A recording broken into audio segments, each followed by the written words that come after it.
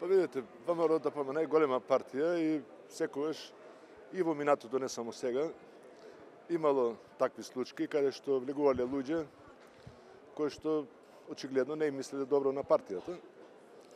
И добро е што председателот Христијан Мицкоски смогна сили да расчисти со тоа крило, кое што, за жал, тоа што го работеа, че има долги последици према Македонија. Меѓутоа за партијата да се надеваме дека ова е крај на предавствата кои што ни се случуваат со години наназад и дека ќе тргнеме со нови сили, ќе одиме напред за доброто на партијата, за доброто на Македонија. Како ја гледате ВМРО ДПМН во иднина? Дали како проевропска партија? Па ние, видите, многу често по телевизиите, по радијата, по весниците не обвинува дека ВМРО ДПМН била партија проруски ориентирана партија. Јас сум еден од основачите на ВМРО ДПМН и член сум на организацијата ДОМ, Движење за обединување и ослободување на Македонија од 71 година. Никогаш, ама баш никогаш, не сме биле против ниту НАТО, ниту Европска унија. Во Европска унија и НАТО да, со крената глава, не понижени и обезличени како што некој сака да бидеме. За партијата е добро и за државата е добро. ВМРО ДПМН е да се консолидира, да има еден јасен курс на движење, опозиционен, и тоа мислам дека ќе биде корисно и за власта.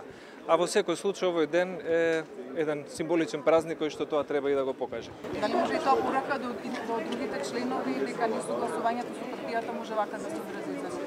Да ви кажам право, јас прв пат тој феномен го забележав со господинот Мано Ружин, кога беше избркан од СДСМ затоа што прифати да биде амбасадор во НАТО.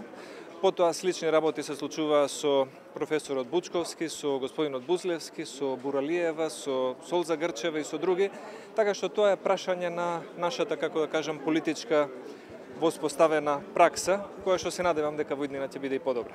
Знаете, на ваков настан, кога се одбележува еден историски момент од историјата на македонскиот народ и македонската држава, сметам дека е несоодветно да се коментираат ликови кои го изневерија и македонскиот народ и македонските граѓани. Ви благодарам. Господине Георгиевски, можете изјава да ни дадете или? Не, боли ногата.